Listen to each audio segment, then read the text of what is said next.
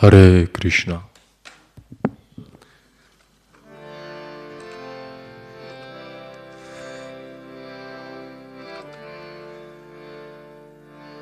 Jaya Radha Madhava Jaya Kunja Bihari Jaya Radha Madhava Jaya Kunja Bihari Jaya Radha Madhava Jaya Kunja Bihari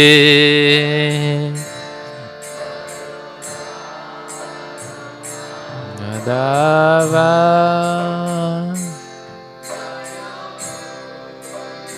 Bihari Gopi Janavalabha Jaya Giri Varadari Jaya Giri Varadari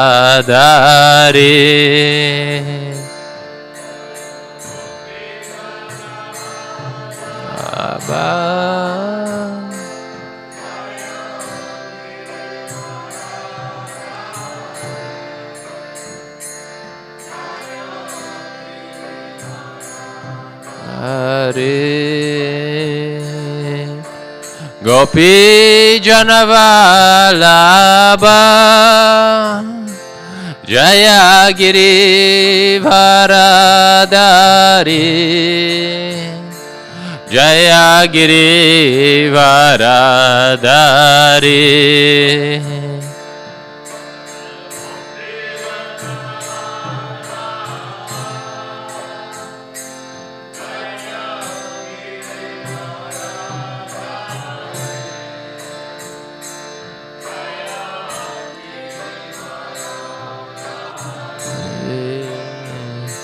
Jaya Yashodanandana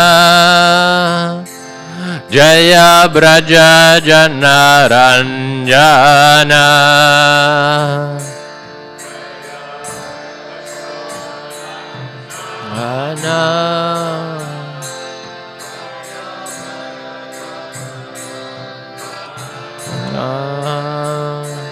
Jaya Yashodanandana Jaya Braja Janaranjana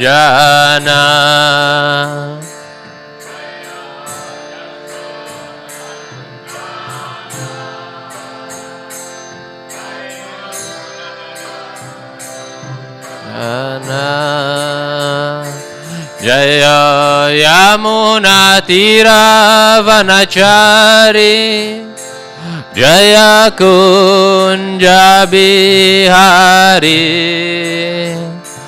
Jaya Kunja Bihari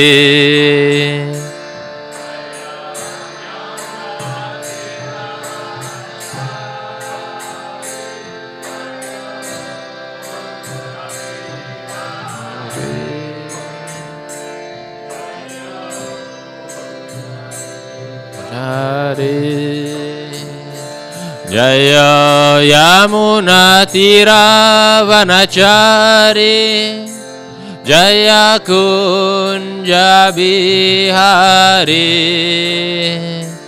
Jaya Kunja Bihari Yamuna Tira Vanachari Jaya Kunja Bihari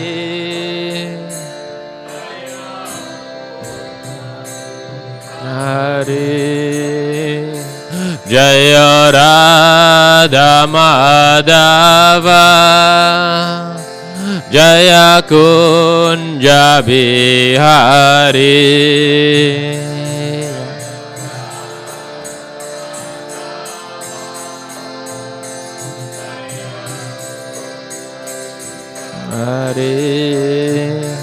Jaya Radha Madhava Jaya Kunja Bihari.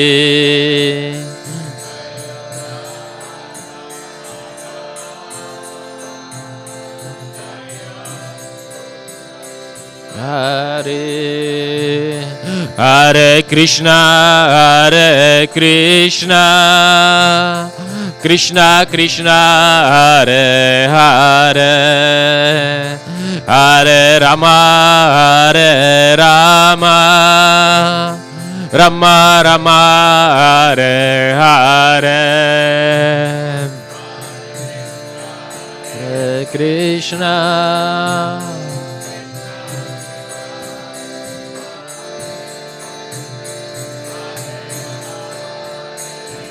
Rama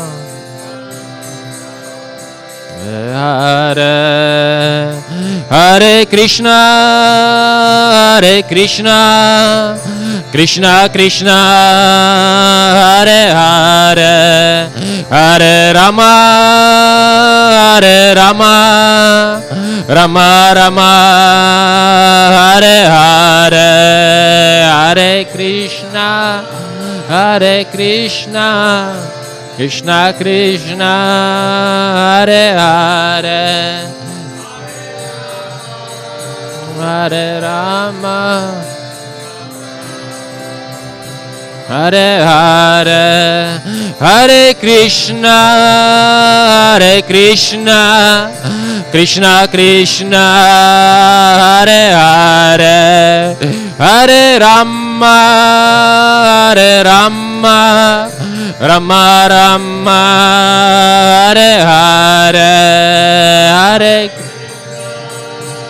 Hare Krishna Krishna Krishna Hare Hare Hare Rama Hare Rama Hare Hare Jaya Pancha Tattva Jaya Pancha Tattva Jaya Pancha Tattva Jaya Pancha Tattva Jaya Pancha Tattva Jaya Jaya Gora Nitai Jaya Gora Nitai Jaya Gora Nitai Jaya Gora Nitai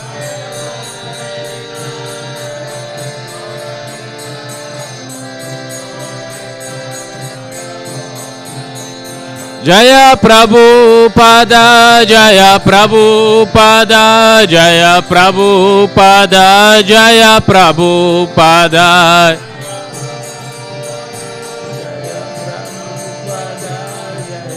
Prabhupada Shila Prabhupada Shri Pancha Tattva ki jai Shri Gaur Nitai ki jai Shila Prabhupada ki jai Nitai Gora Premanande Hari Hari Bol.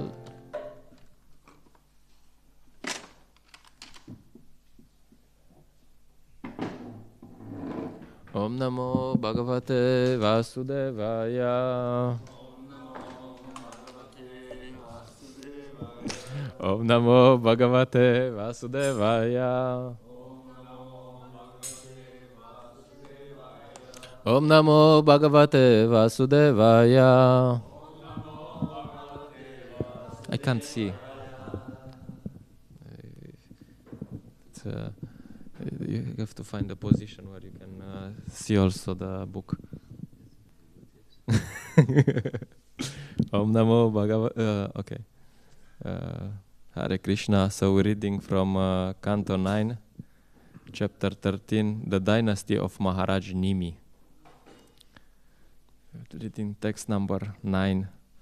Yasya yogam na vanchanti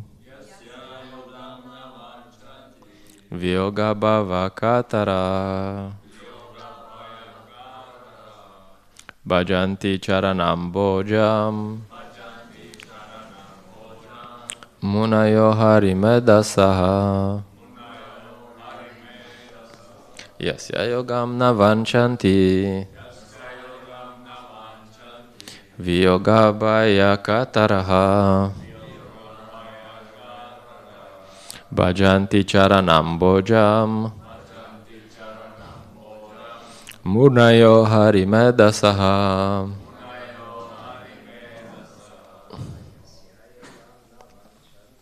Yasya yogam na vanchanti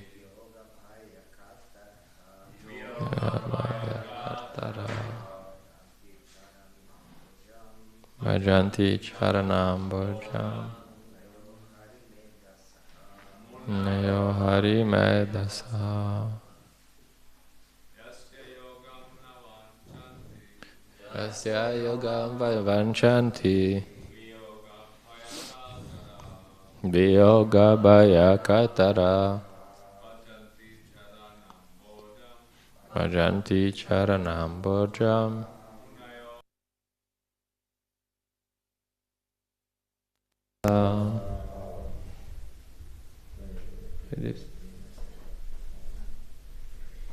Yasya yogam na vanchanti Yasya yogam na vanchanti Viyoga bhaya katara bhajanti charanam bojam bhajanti charanam bojam munayo harimedasaha. munayo harimedasaha. Yasya with the body, yogam contact, na do not, vanchanti jnani's desire, viyoga bhaya kataraha being afraid of giving up the body again. Bhajanti, offer transcendental loving service. Charana ambojam, to the lotus feet of the Lord. Munaya, great saintly persons.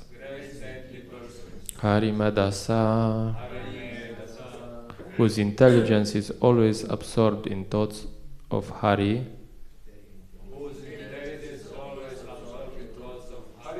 the Supreme Personality of Godhead. Translation and purport by His Divine Grace A.C. Bhaktivedanta Swami Srila Prabhupada ki. Translation. Maharaj Nimi continued. Mayavadis generally want freedom from accepting a material body because they fear having to give it up again. But devotees whose intelligence is always filled with the service of the Lord are unafraid. Indeed, they take advantage of the body to render transcendental loving service. Purport. Maharaj Nimi did not want to accept a material body which would be a cause of bondage. Because he was a devotee, he wanted a body by which he could render devotional service to the Lord.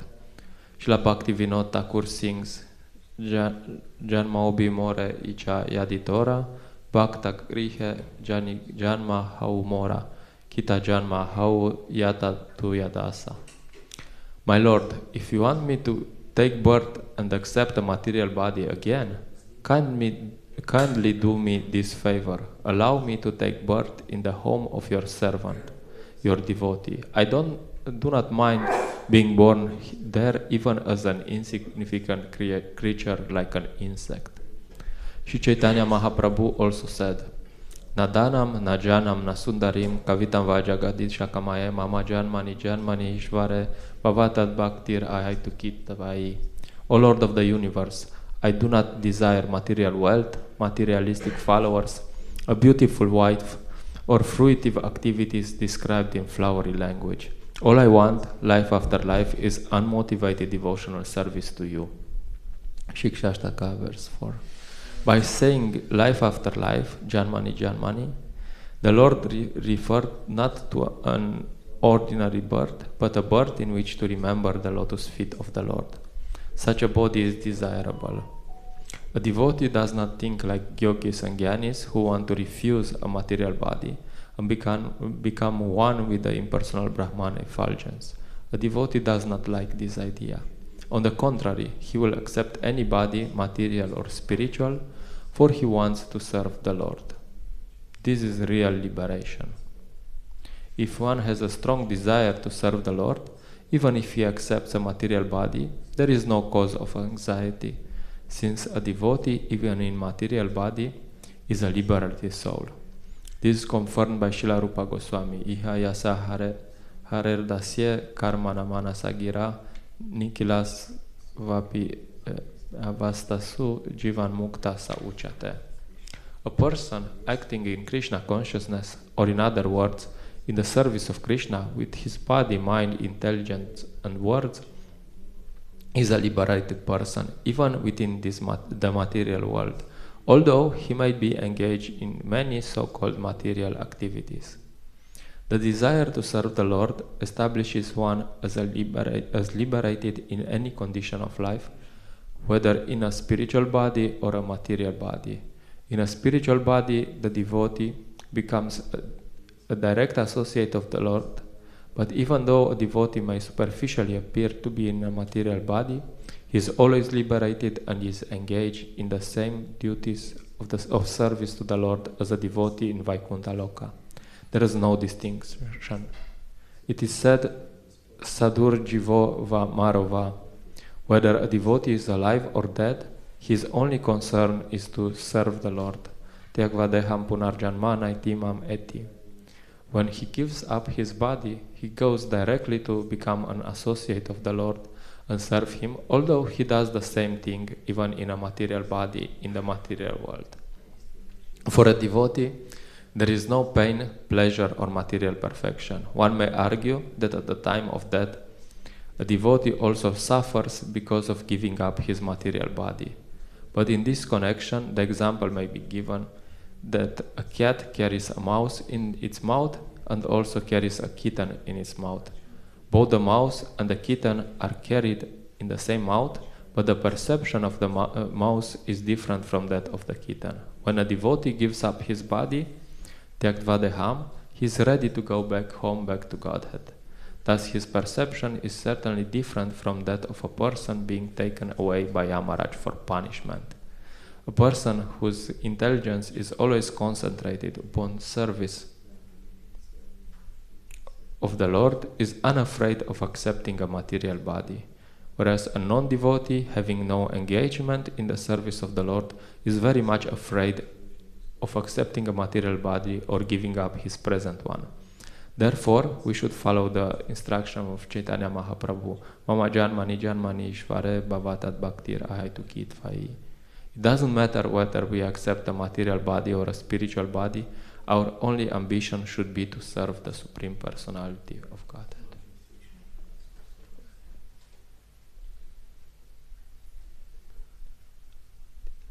Namo Vishnu Padaya Krishna Preshtaya Bhutale Shimate Bhakti Vedanta Swamiti Namine Namaste Sarasvate Deve Gauravani Pracharine Nivisha Shashunyavati Pashyate Deshatarine Jai Shri Krishna Chaitanya Prabhu Nityananda Shadveta Katadara Shiva Sadi Gaura Bhakta Vrinda Hare Krishna Krishna Krishna Hare Hare Hare Rama Rama Rama Hare Hare.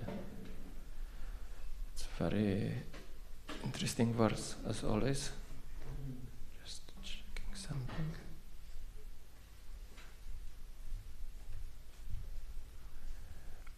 Anyway, okay.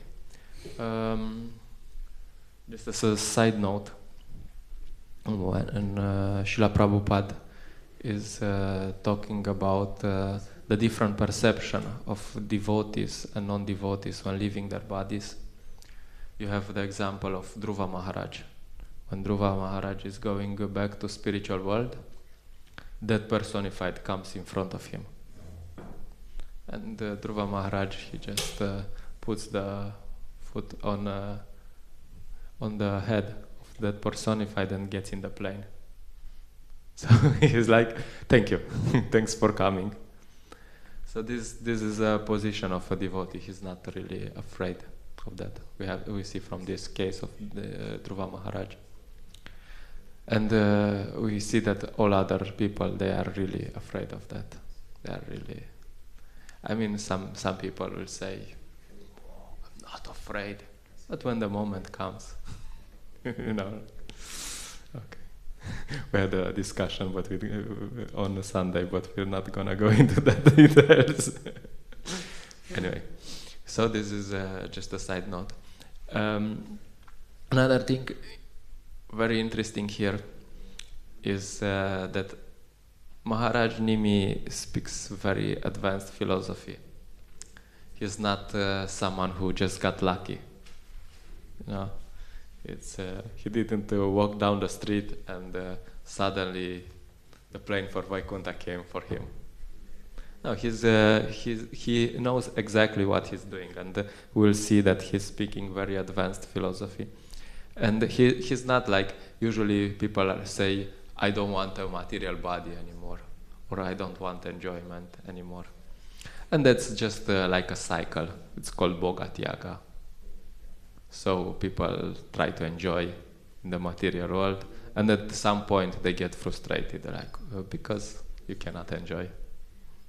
And when they get frustrated, they're like, no. And then, no, I don't want to have anything to do with this material world. It's just suffering. And they speak, you know, like advanced philosophy. Yes. And they go to the forest. And after 5 days in the forest, they are completely renounced, you know. And then after they think, well, let's try again. Let's give it another chance. So then they come back to the material world and they try to enjoy again. And then again and again. They get frustrated, they renounce, they get frustrated, they renounce, they try again, and so on. It's a cycle. So Maharaj Nimi is not like this. He's not.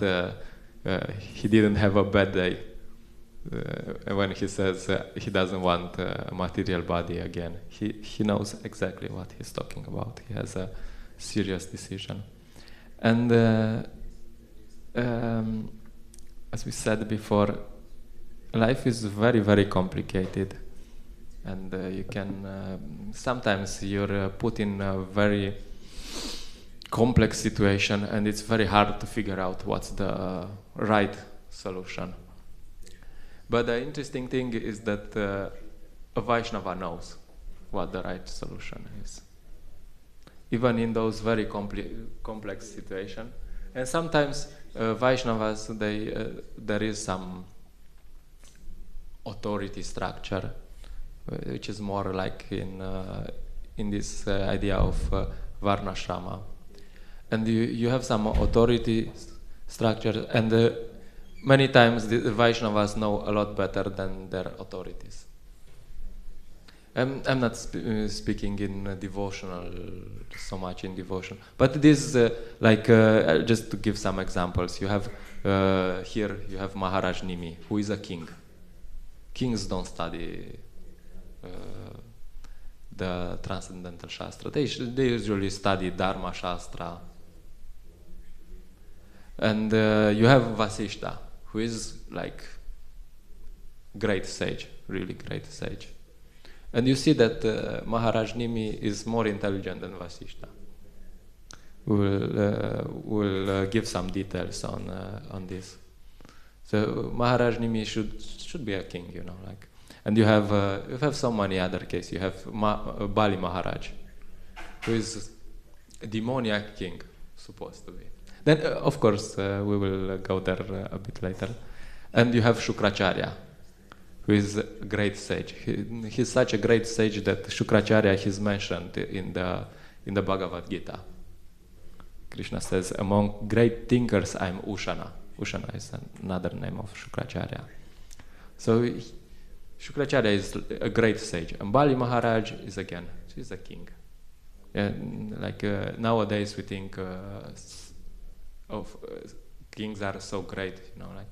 But in Vedic culture, kings are really the Brahmanas are the ones who really know what's going on, and the kings are always subordinate to the Brahmanas.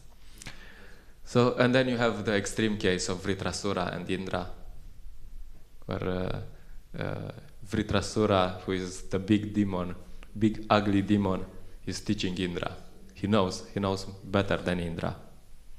And then you have, of course, the case of Ambarish Maharaj and Durvasa Muni. Ambarish Maharaj is again a king, very advanced devotee, and Durvasa Muni is this very great sage. And you have in all these cases these apparently devotees who are apparently in a lower position, but who know very well what needs to be done. Very important. And there is in this connection with the lila with Ambarish Maharaj and Durvasa Muni, there is an interesting aspect. When Durvasa Muni comes and Ambarish Maharaj offers him some prasadam, and Durvasa Muni says, no, I'll just go to the river and perform my duties, and then I will come back. And then he's not coming. Intentionally, he's not coming. Just to test. And Ambarish Maharaj is thinking what to do. And I'll just read 2 verses from here, and the purport from Prabhupada, which is very, very interesting in this connection. So the text said, the king said, to transgress the laws of respectful behavior towards the Brahmanas is certainly a great offense. On the other hand, if one does not observe the breaking of the fast within the time of Dvadashi, there is a flaw in one's observance of the vow. Therefore, O Brahmanas, if you think that it will be auspicious and not irreligious, I shall break the fast by drinking water. In this way, after consulting with the Brahmanas, the king reached the decision, for according to Brahminical opinion, drinking water may be accepted as eating and also as not eating. Purport by Srila Prabhupada. When Ambarish Maharaj, in his dilemma, consulted the Brahmanas about whether he should break the fast or wait for Durvasa Muni, apparently they could not give a definite answer about what to do. So Ambarish Maharaj is in this situation where he has to break the fast, but he can't eat because he invited Durvasa Muni for lunch, and first you feed the guests. So he's in a strange situation. And he asks the Brahmanas what to do. What can I do? And every king has some Brahmanas there, and you ask the Brahmanas what to do, and Brahmanas tell you what to do. And Brahmanas don't know. They have no idea what to do. It's the learned Brahmanas. And then Ambarish Maharaj tells them what to do. And Prabhupada continues, a Vaishnava, however, is the most intelligent personality. Therefore, Maharaja Ambarish himself decided in the presence of the Brahmanas that he would drink a little water, for this would confirm that the fast was broken but would not transgress the laws for receiving a Brahmana. So actually, Ambarish Maharaj is asking the Brahmanas what to do. They don't know. And then he says, look, this is what to do. And then after he tells them, they are like, yes, actually, this Shastric injunction, this what you say is completely according to the Shastras. So that's the point Srila Prabhupada makes here. He says, a Vaishnava, however, is the most intelligent personality.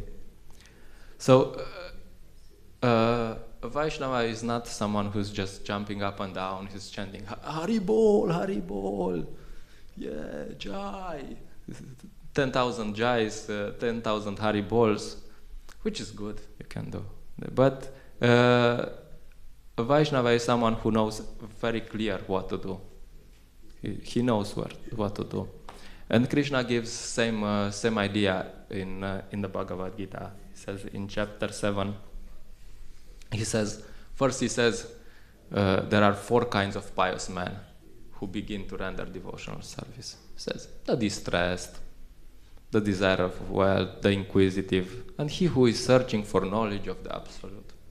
There's different categories. Most people come to devotional service when they are suffering a bit. Life knocks them a bit. So, And Krishna says, yes, they are all pious. He calls them pious men.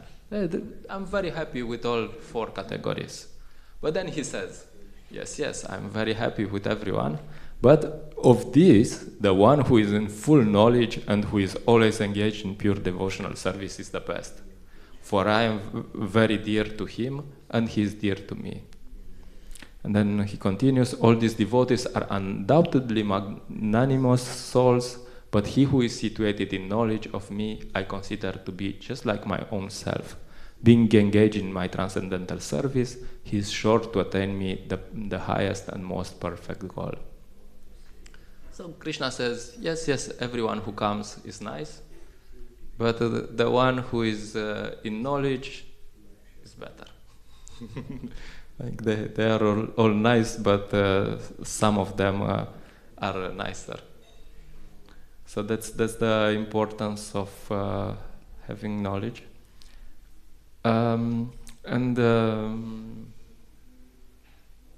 This doesn't work so well. Anyway. So that's one point. Another point is about what does it mean to be successful.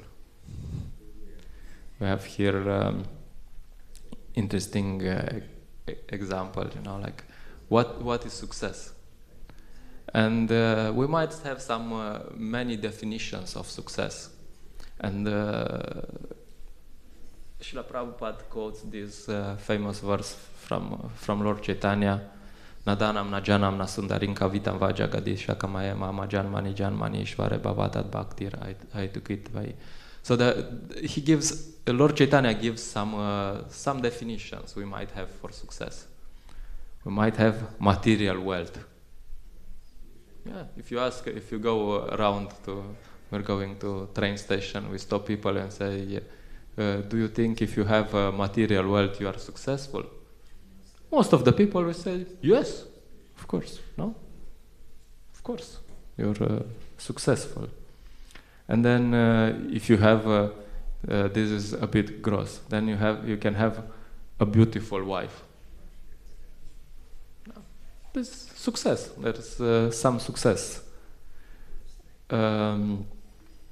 Or then you can go a bit more subtle. Then you have to have if you have some followers. Yeah, you have a group and everyone likes you. You have how many likes you have on YouTube or what's TikTok now?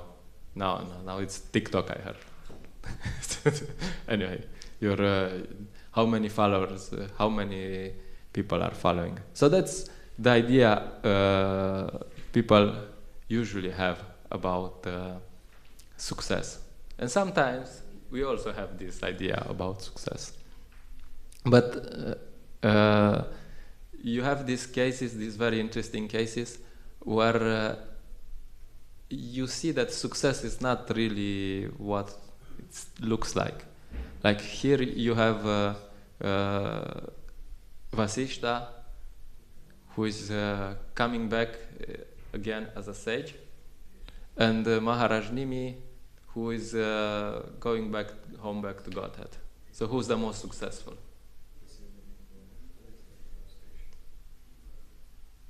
Well, most people will say, oh, if you become a great sage. Actually, they wouldn't say, because nowadays they don't understand the value of sages.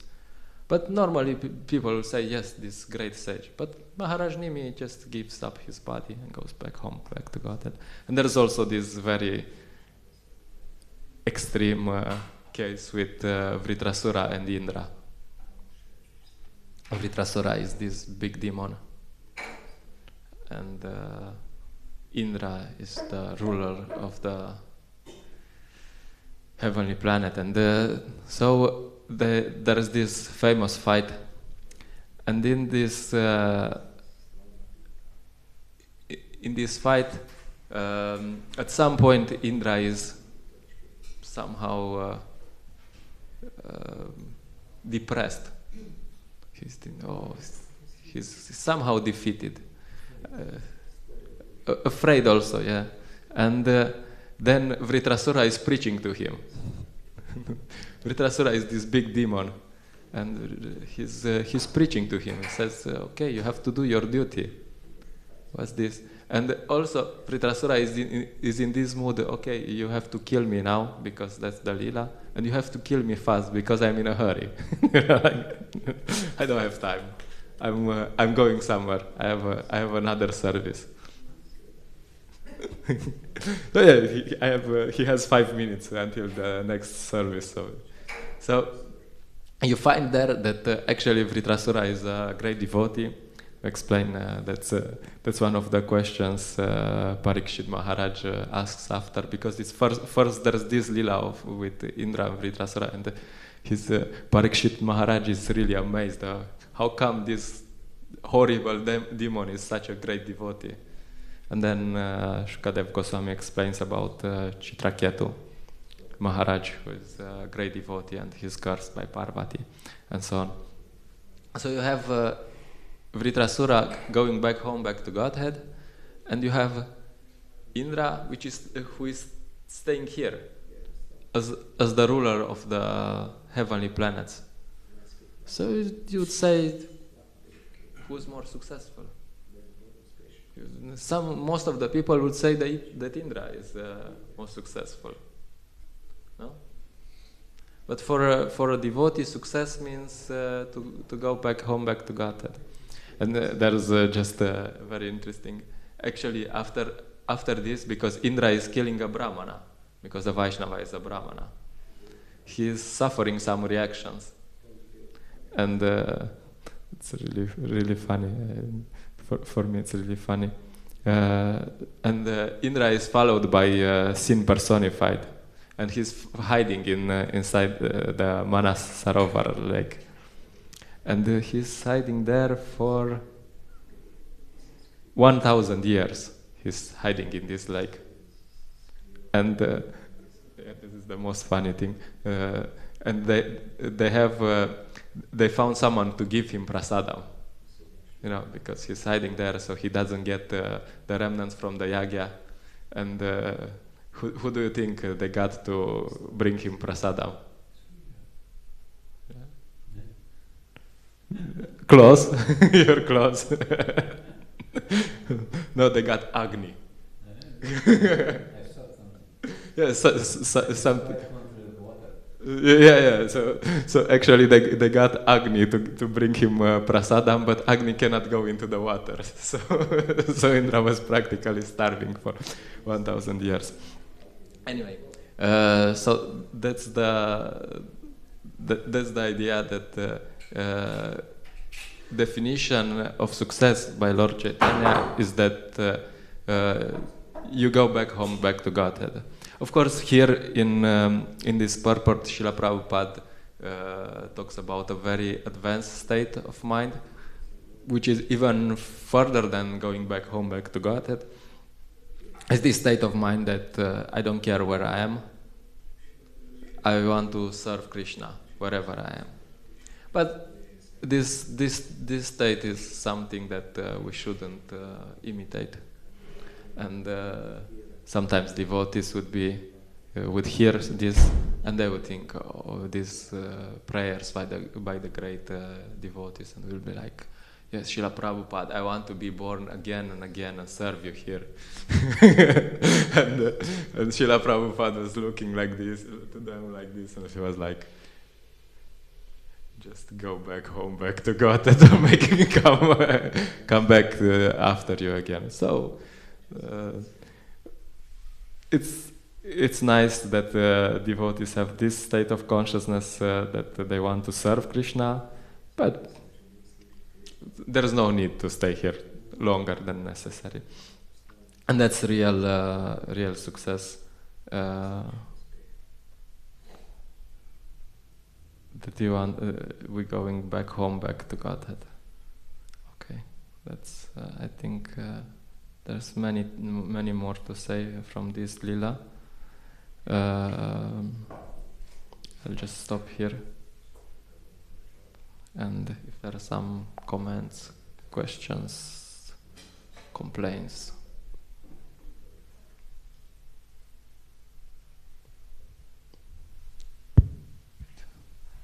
Gyana Prabhu.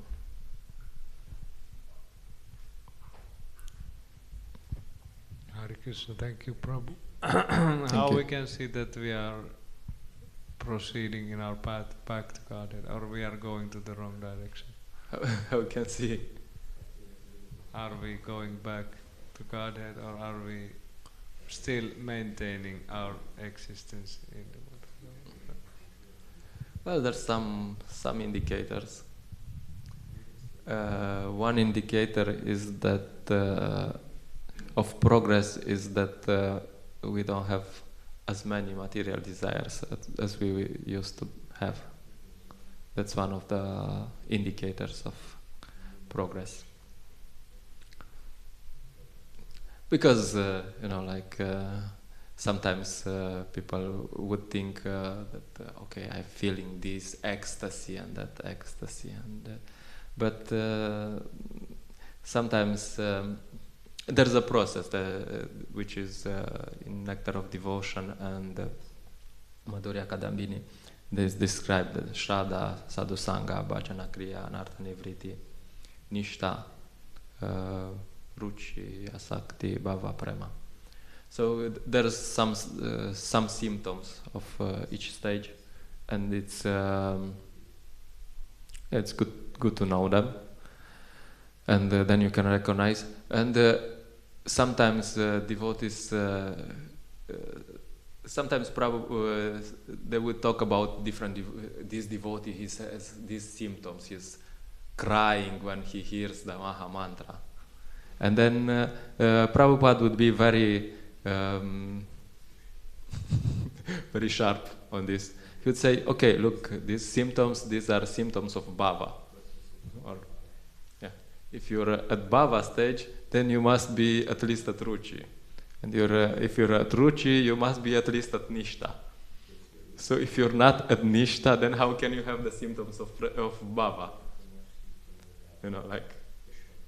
If you're not stable in your devotional practice, you can feel something, because you come to Krishna consciousness. First day you are in ecstasy. You're like, amazing! Finally, because you feel something. Lord Chaitanya is giving some drops, but to be really at bhava means that first you're at nishta, and then nishta comes after anartha nivriti, cleaning all our anarthas. And then anartha nivriti, there's bhajana kriya, and usually this high enthusiasm, this is more or less like utsahamai, it's called. And then after utsahamai usually comes ganatarala. And utsahamai is beginner's enthusiasm. The people, new devotees come and they are so enthusiastic, so alive and so fired up. Yes, yes. And then, because this enthusiasm is more or less in mode of passion, so it cannot last. And then there's Ganatarala. Ganatarala means some days he's really enthusiastic, and some days he's like, oh my God, I don't want to see devotees anymore. So, yeah, there's a process, and the idea is to. One of these indicators, Prabhupada used to put this as an important indicator. If you have material desire, and also you cannot. It's not linear, sometimes you have these days when you're completely desireless, and sometimes you have these days where all the desires pop up in your head. Maybe it happens to you also. To me, it happens, But sometimes I'm completely,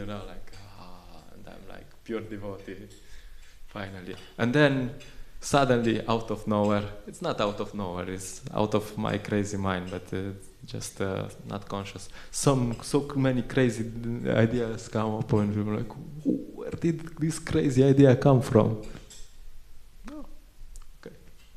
So, it's not really an indicator, but one of the first part of this is to be stable. Very, very important. To be stable, and that's That's how you can see.